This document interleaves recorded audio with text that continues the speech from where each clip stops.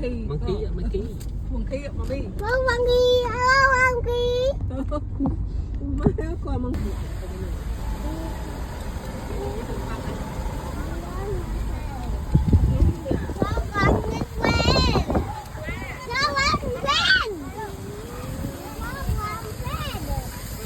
quen hả?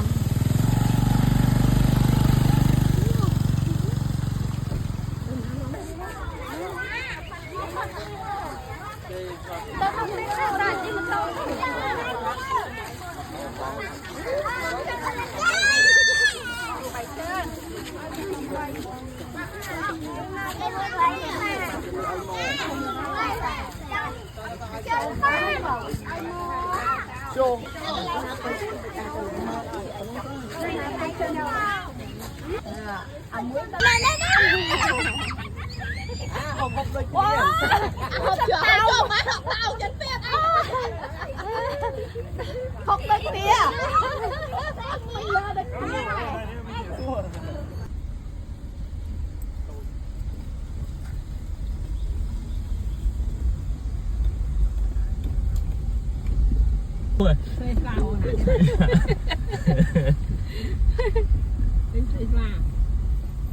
Ông nè kia nè.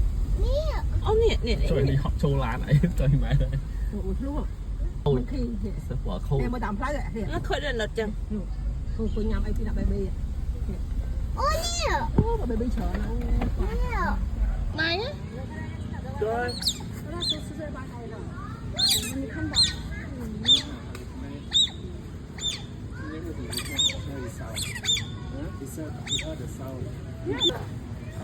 Có gì? Hay là lỗ mua trong bạch hai rồi á. Thôi nè.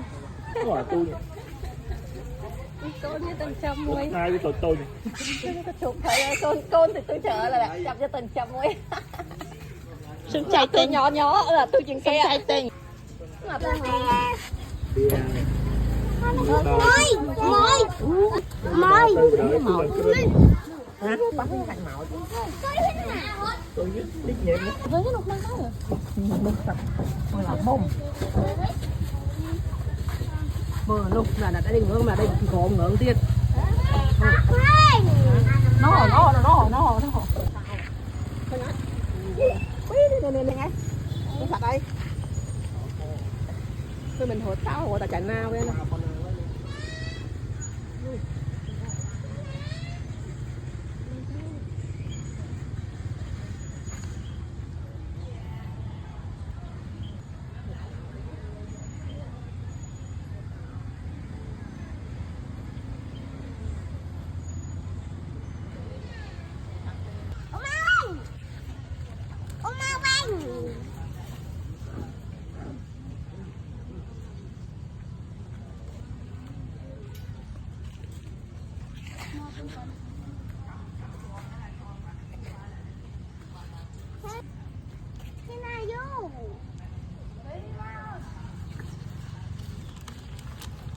Nhìn